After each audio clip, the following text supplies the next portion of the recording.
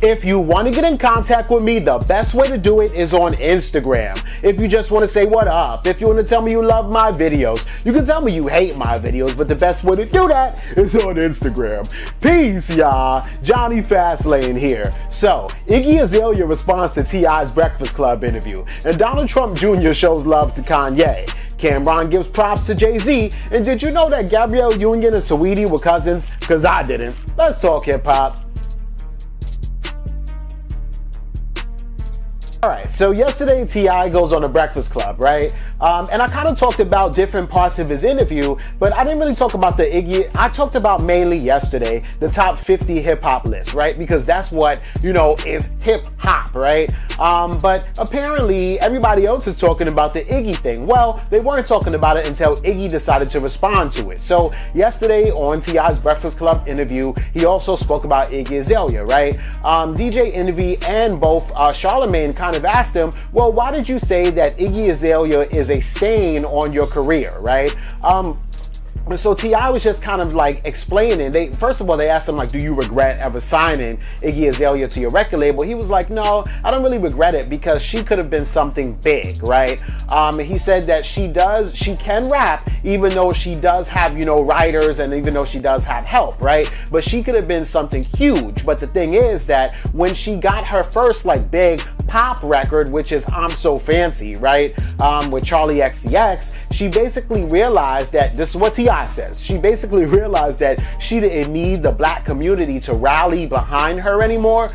So she started acting funny with him or whatever like that, and just kind of leaned more towards the white community and pop and all that stuff, and kind of left T.I. out to dry. I guess T.I. felt kind of disrespected and didn't like, you know, how she was moving, so he decided to sever his ways with her, right? And he says that the only reason why he's saying that she's a stain on, you know, his career is not because, you know, she's white or a rapper or anything like that, but because he knows that he could make a female rapper, you know, huge, and he wants to sign another female rapper to kind of, you know, fix that mistake that he made with Iggy Azalea a couple years back, right?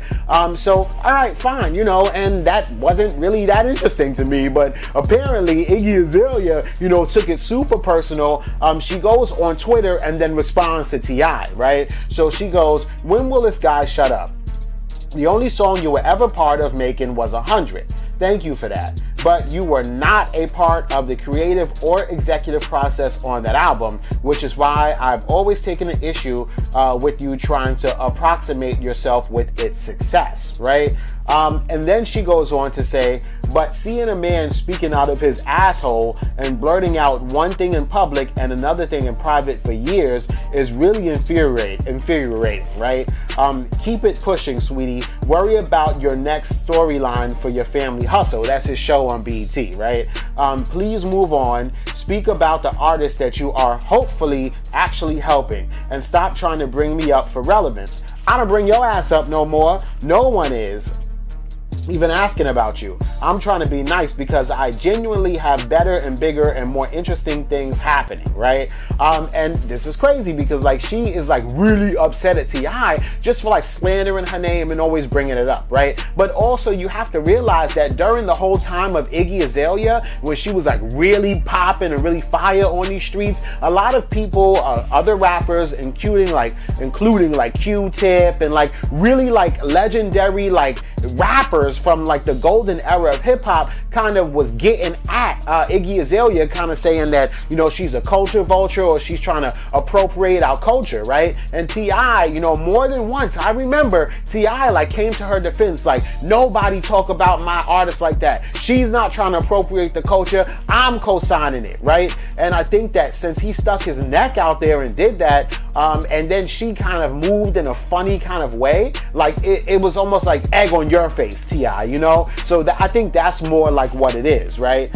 So anyway, a fan, you know, at Iggy Azalea and says, he said he wrote for you and that you had ghostwriters, right? Well, first of all, he never said that he wrote for her at all in the Breakfast Club interview. He said that she had help, right? He didn't say she has ghostwriters and those writers are not, you know, credited. He says she had help, right? But Iggy responds to that person. That person interpreted what T.I. said wrongly. But Iggy responds to the person and goes, he has never helped me write a song other than 100. Check the writing credits. I don't have ghostwriters, but I do write with multiple people on songs, especially the pop ones, you know, the pop leaning songs, right? Yes, I've never claimed otherwise. Look at the publishing credits. It's public information, right? So I think that T.I. and Iggy Azalea are both saying the same thing, but you know, of course, Twitter and, you know, the internet, they're going to try to hype it up to be something like a little bit crazier than what it really is. At the end of the day, I just really think that T.I. feels like he misstepped by defending a, you know, white Australian rapper, female rapper, who came through and had an Atlanta accent and was rapping and stuff like that. And it kind of does seem like she was appropriating the culture a little bit. And I think T.I. kind of feels a little uneasy about that. And then I think Iggy Azalea is just sick and tired of really being the butt of a lot of jokes, right? Because not only, you know, has a lot of people been saying this to her whole career, but now even the person that she signed to, not anymore, but the person that she did sign to is saying some of the same kind of sentiments that everybody else was saying. Yo, I would be sick and tired of it too, man. But let me know what y'all think about this in the comments down below. So Donald Trump Jr.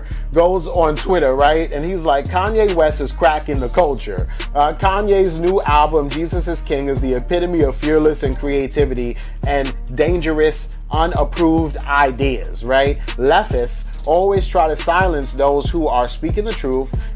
They're waging war against our family and our culture. Kanye is a pioneer, right? This is Donald Trump's son who says this, right? Donald Trump Jr., right? And yo, it's just so crazy, man, the way that, you know, Kanye supports Trump, and then, you know, Trump and all of them are supporting Kanye, and it's just really like weird and nasty and strange. But Donald Trump Jr. is loving his, you know, damn near brother if Kanye is saying that, you know, Donald Trump is his daddy. And, you know, it's just more the same with this whole like weird love affair between, you know, the Trumps and Kanye, right?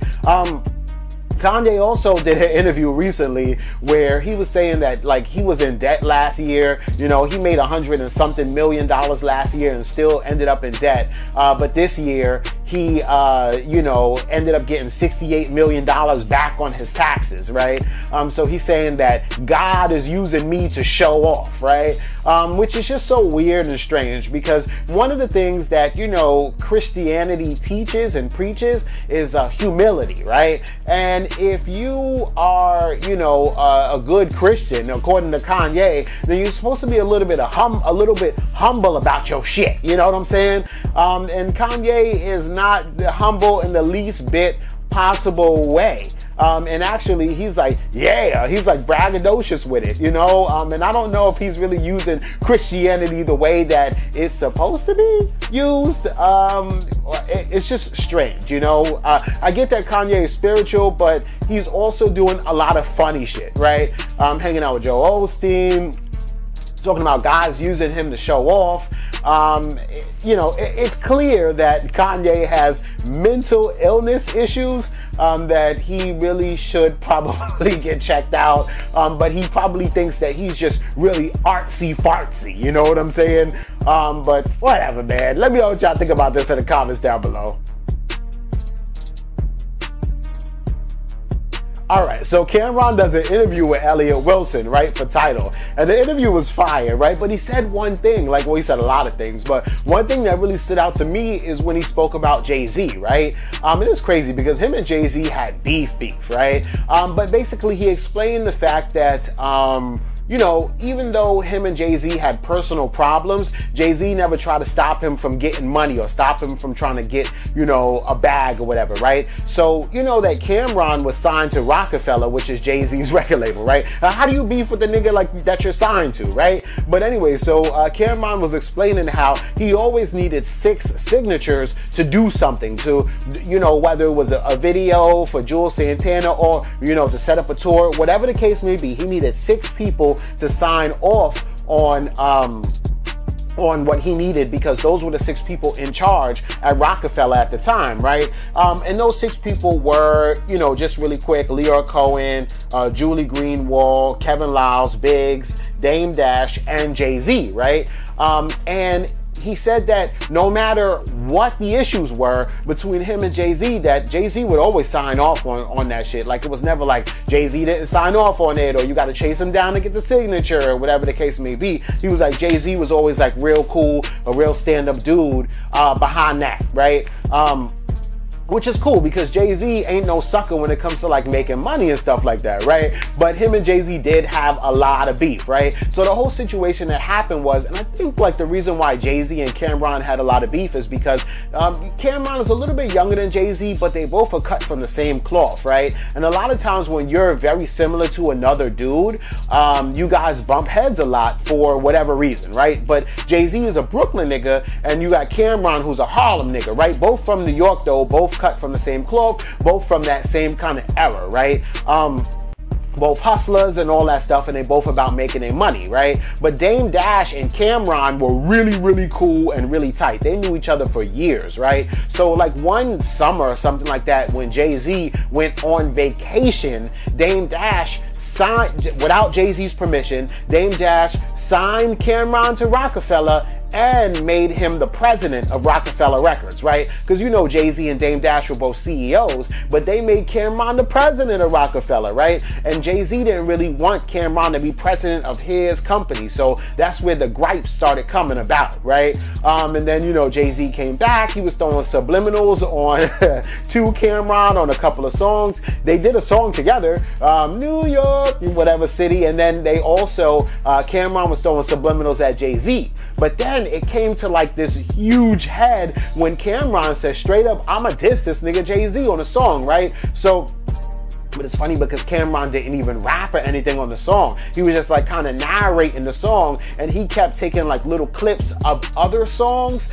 and saying, oh, you're not a biter, you a writer, and trying to show how Jay-Z basically bites everybody's flows. So he would play like an old Biggie line and then play Jay-Z's line, which is very similar to a Biggie line, or play a Slick Rick line and then play Jay-Z's line. It's like, oh, you stealing rhymes from people? Or play a Nas line and then play a Jay-Z line and be like, wow, you stole pretty much a line from everybody, right? Which is crazy because it was a lot of material for Cameron to do that, and it just seemed kind of funny that Jay-Z was taking lines, but I wouldn't say he was taking lines. I just think that, you know, he was using that for inspiration, right? And then Jay-Z responded to Cameron and did the same thing, but Cameron did steal a couple lines too, or was inspired by a couple lines too from other rappers, including Biggie, right? Including Jay-Z, right? But it was just not as many as Jay-Z did at all, right? So, you know, with all of that being said, it was just kind of crazy because they really had huge beef.